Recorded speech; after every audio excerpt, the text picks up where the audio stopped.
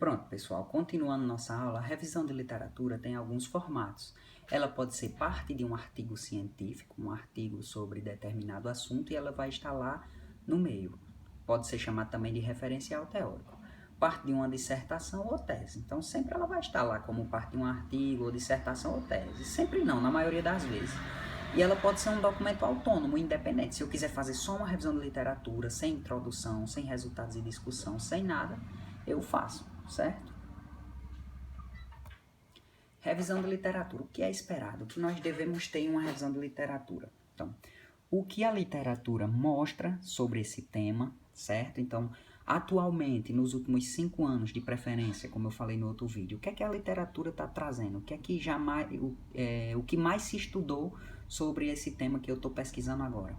Conectar suas ideias com as outras literaturas, então você não vai ficar preso, não é uma ditadura. Ah, eu só vou falar o que já tem. Eu peguei no artigo, por exemplo, saí juntando como uma peça de um quebra-cabeça. Eu peguei num artigo, peguei no outro, peguei no outro e vou escrever, pronto. Não, você pode falar, você tem ideias sobre o tema. Todos nós temos ideias sobre qualquer tema, entendeu? Por mais que a gente esteja até errado com aquela ideia, mas a gente tem ideia sobre aquele tema, certo?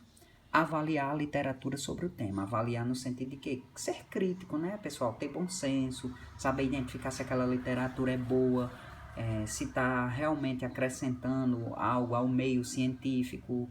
Em outras palavras, será que aquela literatura é tão ruim que está só enchendo linguiça, está só falando bobagem, entendeu? Porque muita gente quer só publicar artigo e fala coisas por falar, digamos assim, em artigos. O que fazer? Descrever e resumir cada estudo, certo? Como é isso, Iago? Descrever e resumir cada estudo. Eu vou botar lá na minha revisão, vou botar artigo 1 que eu peguei na internet, disse isso e isso. Não, pessoal. Por exemplo, você pega lá, em média, vocês vão buscar 15 a 25 artigos. Dá para fazer uma boa revisão, certo? Ou livros também, certo? Eu falo muito artigo porque eu, pelo menos, eu utilizo muito bem artigos e mal uso livros para fazer citações ou colocar em revisões minhas. Então você pega lá, 12 artigos ótimos para eu falar e sai falando de cada um. E aí você vai referenciando, que também é objeto de outra aula que eu vou ainda gravar vídeo para vocês, certo? E aí você vai falando, por exemplo, Santos e colaboradores, que é um autor, disseram que a cárie precoce na infância, isso, é ocasionado por isso. Pronto. Então você falou algo que a literatura trouxe. E aí você dá o seu ponto de vista, entendeu? E aí você vai conectando junto dos pontos de vista que você acha na literatura. Para resumir esse estudo, definir um protocolo de revisão. Quais artigos merecem entrar na minha revisão? Quais artigos são bons? Então, quais artigos vão ficar, digamos assim, de um lado, que eles estão contra a minha teoria, contra minhas ideias, quais estão a favor? Então, tudo isso você pode dividir até por pastas no seu computador, certo?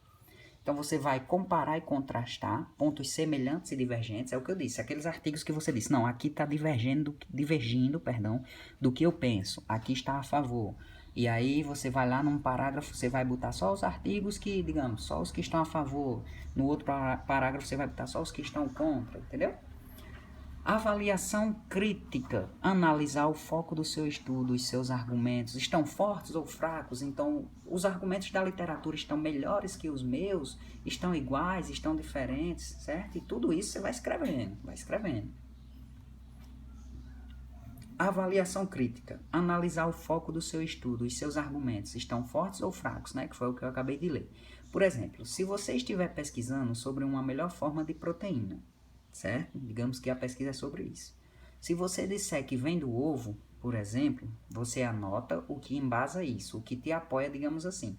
Então, eu estou dizendo que a proteína vem de quê? Vem do ovo. Os artigos que falarem que a proteína vem do ovo estão concordando comigo. E aí eu vou dizer, digamos, em um parágrafo.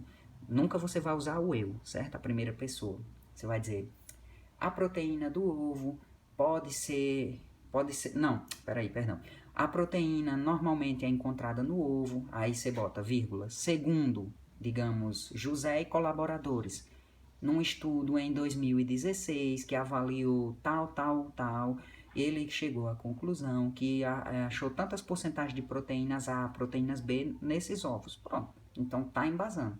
Aí você já pode trazer um que está contrariando. Porém, em contrapartida, fulano de tal e colaboradores, no mesmo ano, viram que não tinha nenhuma relação da proteína A e proteína B naquele tipo de ovo, certo? Isso aqui é um exemplo bem grotesco, pessoal, que eu estou dando aqui de cabeça na hora da aula, mas funciona assim. Anotar o que refuta, o que vai contra, certo? Organizar tudo com coesão e coerência. Coesão, utilizar conectores, mais, porém, portanto, certo? Então, todos esses conectores que dão coesão ao texto. Coerência, falar na ordem correta as informações, certo? Não ficar só jogando o que está a favor, e lá no finalzinho bota um contra e termina de falar. Não. Vai ao mesmo tempo, botando um, botando o outro, vai balanceando, botando sua ideia para ficar um texto coerente também. Revisão de literatura, o que não é. Resumo de todos os estudos que você pegou. Não é isso, pessoal. Não é um amontoado, uma pilha de estudos. Você só sai copiando e colando. Ah, isso aqui eu acho que tá bom, isso aqui não. É uma organização, certo? Então, quando pensarem em revisão, eu vou ver o que tem lá. Eu vou ver o que está igual com o que eu penso, o que não está igual. Vou fazer um texto com coesão e coerência e vou ter o meu TCC prontinho e lindo, certo? Não é apenas uma bibliografia comentada, também você não vai só comentar. Ah, fulano disse que é a favor, que a proteína vem do ovo mesmo, fulano disse que não vem, e eu fico aqui no meio sem dizer nada. Então você pode dizer quem é a favor, quem é contra e dizer a sua ideia, certo? Você não é neutro, muito pelo contrário, você é importante. Você está acrescentando para a literatura científica algo importante, algo que pode fazer a diferença na vida de outras pessoas ou até no mundo, certo? O mais importante é que você desenvolva e apresente sua própria organização e compreensão da leitura, certo? Lembre-se que é uma revisão de literatura, mas com o propósito de te embasar. O trabalho é seu, você tem que dar a sua ideia, o seu ponto de vista e de forma organizada e compreensiva para os outros leitores, certo, pessoal? Então era isso que eu queria falar para vocês. Essa foi a primeira aulinha. Eu espero que seja bem proveitosa para vocês, certo? Desculpa por estar aparecendo apenas o slide, mas é como eu digo, a prioridade é aparecer o slide, certo? Então eu espero que seja esclarecedor. Eu sei que tem muita gente com medo do TCC, mas nós vamos caminhando, vamos organizando passo a passo. Eu vou pôr no grupo, digamos assim, um textinho dizendo o que é que a gente já fez, o que é que eu já solicitei, para a gente não se perder no meio do caminho, até porque é uma disciplina curta, tem que aproveitar ao máximo o tempo para adiantar esse TCC, porque mesmo que vocês não terminem, se já tiver muito adiantado, vocês estarão bem na fita, certo? Muito obrigado pela atenção.